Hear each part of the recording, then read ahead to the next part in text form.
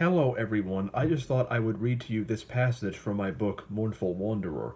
Mournful Wanderer, Chapter 5.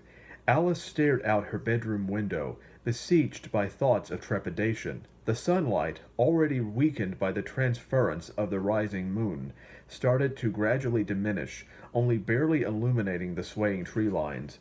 So many times, quite often on very similar evenings, Alice had felt the pristine power of the moon, but rather than being serene and inviting, the moonlight adopted an almost ethereal quality, as if it suddenly sensed the soft approach of death. Everywhere around her, from her soft neckline to her trembling ankles, the moonlit shadows made gestures of solitary malice. The ethereal light, almost velvet in color, interacted with the surrounding darkness, in between which rested the incongruent vessels of time.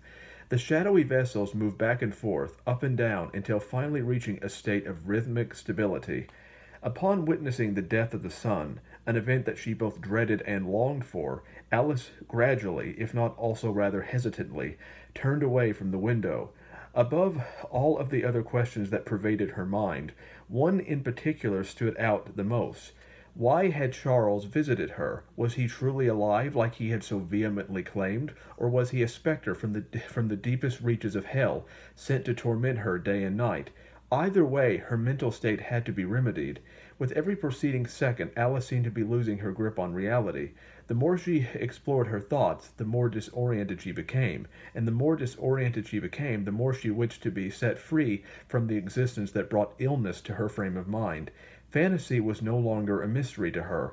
Within her fragmented mind, the concept of fantasy, as it was so often described, was just another form of reality. The only difference, in her mind at least, was that while fantasy brought her comfort, reality strangled every optimistic notion within her already discontented mind.